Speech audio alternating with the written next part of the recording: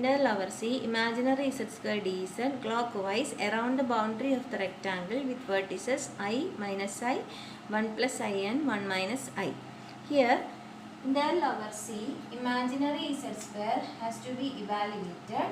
As we know that imaginary z square is not an analytic function, we have to integrate it depending upon the path or the curve.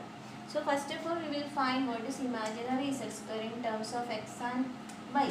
That is, z is x plus iy, z square is x square x plus iy the whole square, which on expansion is obtained as x square minus y square plus I into 2xy. So its imaginary part is obviously 2xy. Also we know that as z is equal to x plus iy, dz is dx plus I dy.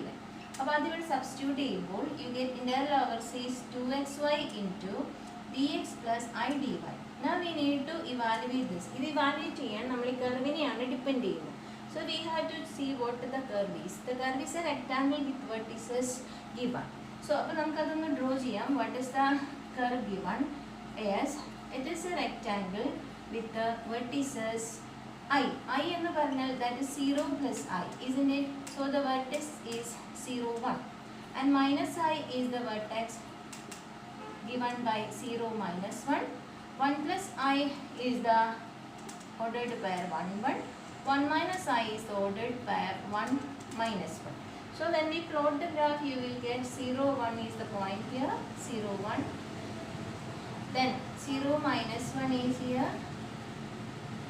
And then 1, 1 is there, and then 1 minus 1 is here.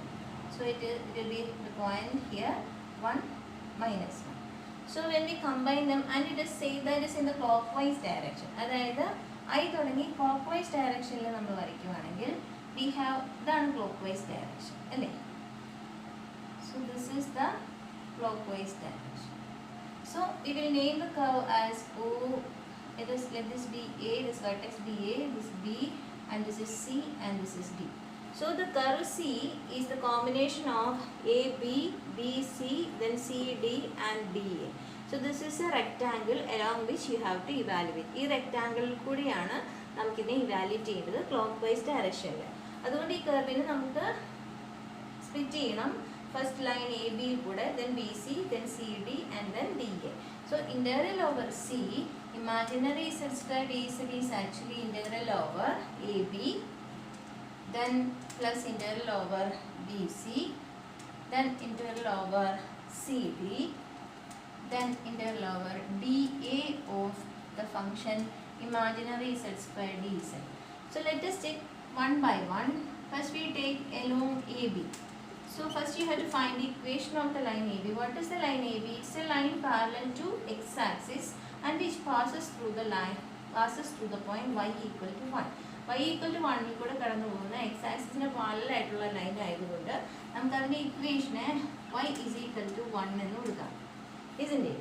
So as y is equal to 1, surely dy is equal to 0.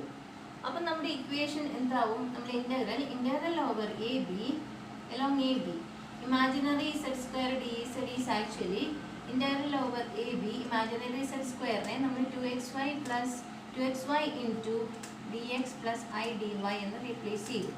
ഇവിടെ നമ്മൾക്ക് integral over AB 2xy, ഇവിടെ x is 2x, ഇവിടെ നമുക്ക് y യുടെ equation 1 ആണ്. അതായത് along this line y takes the value 1. So 2xy എന്ന് പറയുമ്പോൾ 2x into 1 എന്ന് വരും.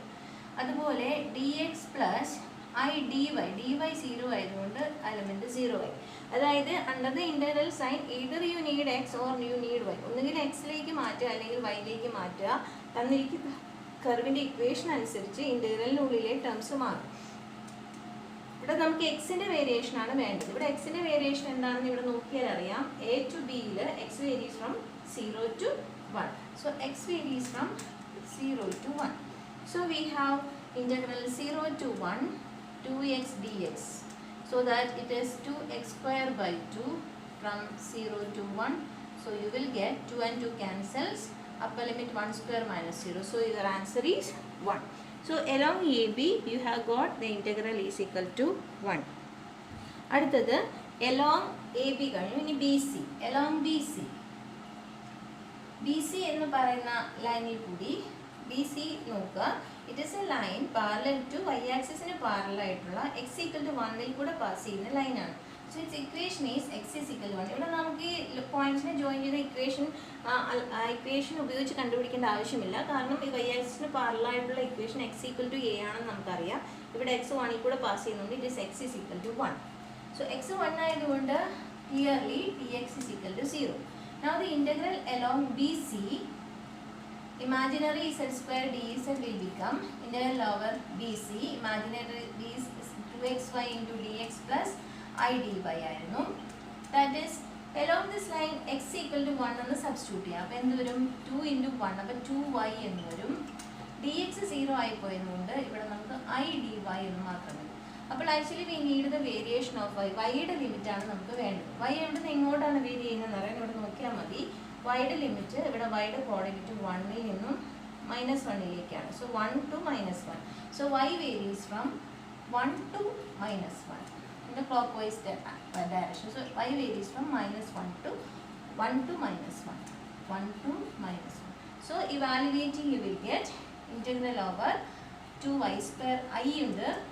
2y നെ integrate ചെയ്യുമ്പോൾ 2y square by 2 from 1 to -1. So this will become I into your upper limit വരുമ്പോൾ -1 the whole square, lower limit വരുമ്പോൾ 1 square, so it will become 0. So along BC the integral become 0. ഇനി അടുത്ത integral അടുത്ത ലൈനിൽ കൂടി along CD. So along CD.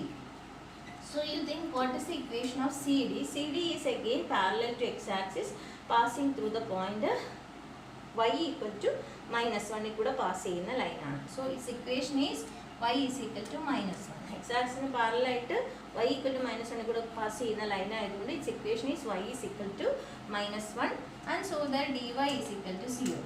Then integral along CD, imaginary z square dz is equal to integral over CD 2xy into dx plus I dy.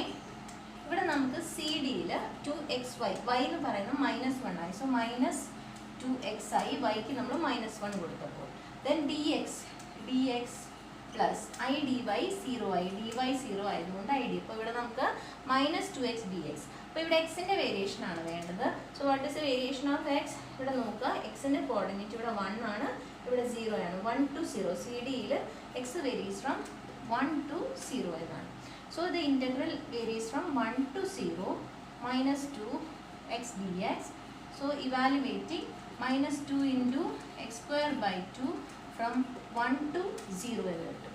അപ്പോൾ നമുക്കിത് calculate ചെയ്യുമ്പോൾ -1 into upper limit കൊടുക്കുക, 0 lower limit കൊടുക്കുമ്പോൾ -1 വരും. So the evaluation you will get the value as 1. ഇനി നമുക്ക് ഒരു ഇൻ്റഗ്രലും കൂടി കണ്ടുപിടിക്കാനുള്ളൂ. That is along DA. along DA. So ഞാൻ ഇവിടെ എഴുതുകയാണ് along DA. So what is the equation of DA? ഈ അതിൻ്റെ equation. So this is actually Y axis ആണ് അല്ലേ?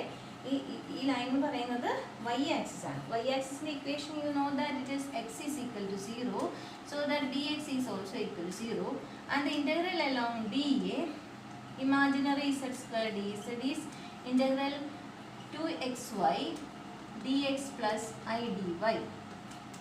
And substituting we have dA. ഇവിടെ x 0 ആയതുകൊണ്ട് you can see that ഇവിടെ ഇൻ്റഗ്രൽ തന്നെ 0 ആയി പോകും. So your value is 0. So ഈ 4 ലൈനിൽ കൂടെ AB, BC, CD and DA യിൽ കൂടെയുള്ള ഇൻ്റഗ്രലിൻ്റെ പാത്തിൻ്റെ ഇക്വേഷൻ കണ്ടുപിടിച്ച് ആ എക്സിന് വൈ എന്നും വൈക്ക് എക്സിൻ്റെ ഉള്ള ഇക്വേഷൻ സബ്സ്റ്റിറ്റ്യൂട്ട് ചെയ്ത് ലിമിറ്റ് കണ്ടുപിടിച്ച് അപ്ലൈ ചെയ്തപ്പോൾ you have got all the 4 values. Hence finally we will get the total integral value as integral over C imaginary z square dz on substituting AB യുടെ value. ABയുടെ value integral along AB imaginary z square is 1 plus AB കഴിഞ്ഞ് കഴിയുമ്പോൾ അടുത്തത് BC. along BC evaluating integral is 0.